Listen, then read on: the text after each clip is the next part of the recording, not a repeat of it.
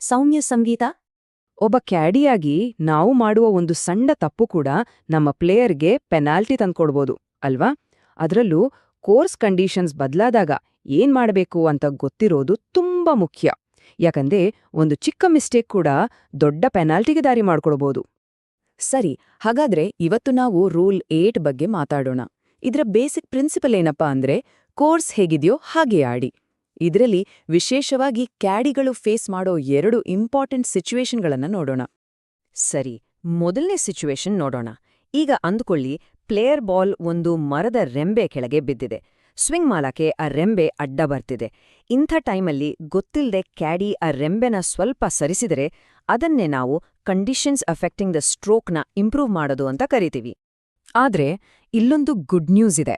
Rule 8.1c ಪ್ರಕಾರ player shot ಹೊಡೆಯೋಕ್ಕೂ ಮುಂಚೆ ಆ ಸರಿಸಿದ ವಸ್ತುವನ್ನ ಮತ್ತೆ ಅದರ ಹಳೆ ಜಾಗಕ್ಕೆ ಅಂದ್ರೆ ಒರಿಜಿನಲ್ ಪೊಸಿಷನ್ಗೆ ತಂದಿಟ್ರೆ ಯಾವುದೇ ಪೆನಾಲ್ಟಿ ಇರೋದಿಲ್ಲ.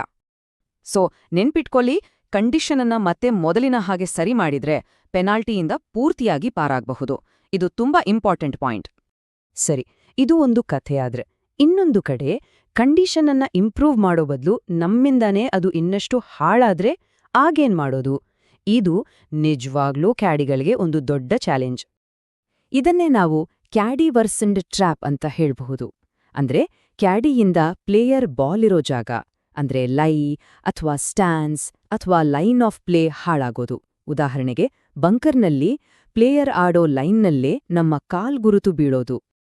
ಈಗ ಹೇಳೋದು ತುಂಬಾ ಇಂಪಾರ್ಟೆಂಟ್. ಗಮನ ಕೊಟ್ಟು ಕೇಳಿ. ರೂಲ್ 8.1d ಪ್ರಕಾರ ಕ್ಯಾಡಿಯಿಂದ ಕಂಡೀಷನ್ ಹಾಳಾದ್ರೆ ಪ್ಲೇಯರ್ಗೆ ಅದನ್ನ ಸರಿ ಮಾಡೋಕೆ ಪರ್ಮಿಷನ್ ಇಲ್ಲ. ಯಾವುದೇ ಕಾರಣಕ್ಕೂ ಅದನ್ನ ಸರಿ ಮಾಡೋ ಪ್ರಯತ್ನ ಮಾಡ್ಲೇಬಾರ್ದು. ನೆವರ್. ಒಂದು ವೇಳೆ ಹಾಗೆ ಹಾಳಾದ ಕಂಡೀಷನ್ ಅನ್ನ ಸರಿ ಮಾಡಕ್ಕೆ ಟ್ರೈ ಮಾಡಿದ್ರೆ ನೇರವಾಗಿ ಜನರಲ್ ಪೆನಾಲ್ಟಿ ಬೀಳುತ್ತೆ. ಅಂದ್ರೆ 2 ಸ್ಟ್ರೋಕ್ ಪೆನಾಲ್ಟಿ. ಸೊ ಸಿಂಪಲ್ ಆಗಿ ಸಮ್ಮರಿ ಮಾಡೋದಾದ್ರೆ ನೋಡಿ, ಕಂಡೀಷನ್ ಅನ್ನ ನಾವು ಇಂಪ್ರೂವ್ ಮಾಡಿದ್ರೆ ಶಾಟ್ ಹೊಡೆಯೋಕೆ ಮುಂಚೆ ಅದನ್ನ ಸರಿ ಮಾಡ್ಬೋದು, ನೋ ಪ್ರಾಬ್ಲಮ್. ಆದ್ರೆ ನಾವು ಕಂಡೀಷನ್ ಅನ್ನ ಹಾಳು ಮಾಡಿದ್ರೆ ಅದನ್ನ ಮುಟ್ಟೋ ಹಾಗಿಲ್ಲ, ಸರಿ ಮಾಡೋ ಹಾಗಿಲ್ಲ.